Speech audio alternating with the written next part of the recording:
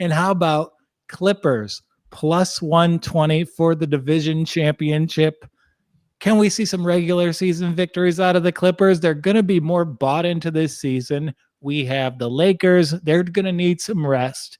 You have the Warriors. They're incorporating new pieces. So the Clippers 120 for the division, that seems like the best bet I can make associated with this franchise. My concern for the Clippers is, well, of course, one is the Lakers. Like, I mean, it's tough to even think that the Clippers are going to be better than the Lakers unless we're going to get a lot of load management games out of LeBron James and Anthony Davis, and they're going to give up a bunch of games.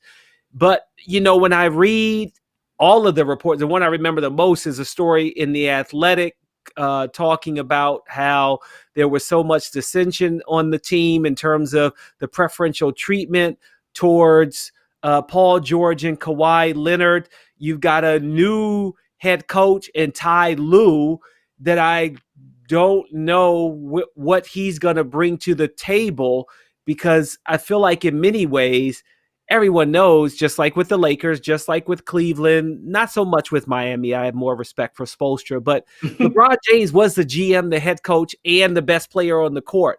Well, Ty Lue doesn't have that right now, and Kawhi Leonard and Paul George, who are not leaders vocally. They may say, oh, I let my game speak for me on the court.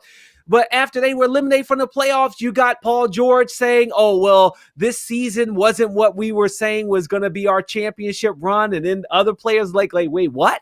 This was our season to win the championship. Oh, Paul. I just don't get it. Playoff P. Let's see a regular season P, not preseason P, not playoff P. Let's see a regular season P. And that doesn't sound as good. RSP doesn't sound as good.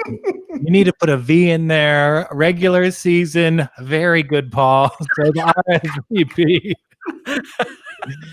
and I make that a regular season bet for the Clippers because the next one, unfortunately, for the interest of a great season, is my favorite pick on the board.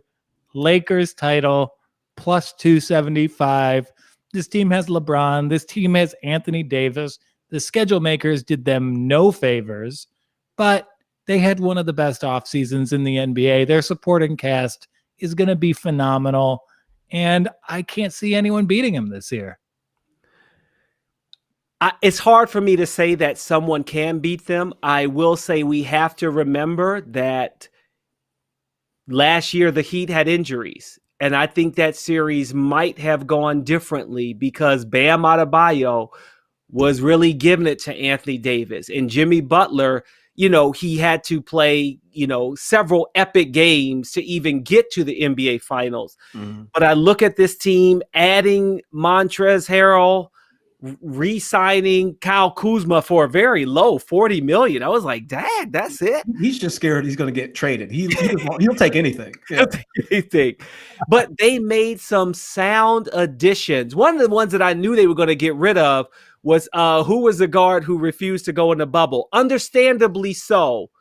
Avery Bradley. That I think they felt like, hey, yeah, let's move on from him anyway. I love the Dennis Schroeder play. Mm-hmm. LeBron James knows he has a point guard who can run the show when he doesn't have the ball in his hand. I don't know about Kentavious Caldwell-Pope, but I like the stealing from the Tampa Bay Raptors in getting Marc Gasol and my man Serge Ibaka. Oh, yeah. They're both gone from the Tampa Bay Raptors. I can't believe it. They wanted to live in Los Angeles. They wanted to report to each other on the different camps there. But yeah, I mean, just as you're going through the names there, Gasol, Schroeder, Harrell. Yeah, last year's Lakers had some trouble because their supporting cast was rough. This is a dream rotation here. You have defensive specialists. The passing game between Gasol and LeBron is going to be a Twitter highlight waiting to happen. My favorite thing is that the Gasol, he knows, I just need to play 12 minutes. They just need 12 minutes out of me, and I'll take some fouls. And I think it's such a probably a relief on him because he knows he's getting a little old. He's getting a little old in the tooth there. So it's let me just have some fun in LA. I'll make some buckets so LeBron isn't mad at me, and we're good. And I forgot about the catch and shooter, Wesley Matthews, huh? Yeah. Everything this team did over this offseason is such a distinct departure from the plan in seasons past. This resembles a basketball team as a believer like me thinks it should be constructed. I love the 9-man rotation. Everyone has their roles, and I see how it goes together. And I love the character of this team. Now they just got to sign Powell, who wants to come back. Get the Gasol brothers together. Play a different Gasol every night. It's what you need.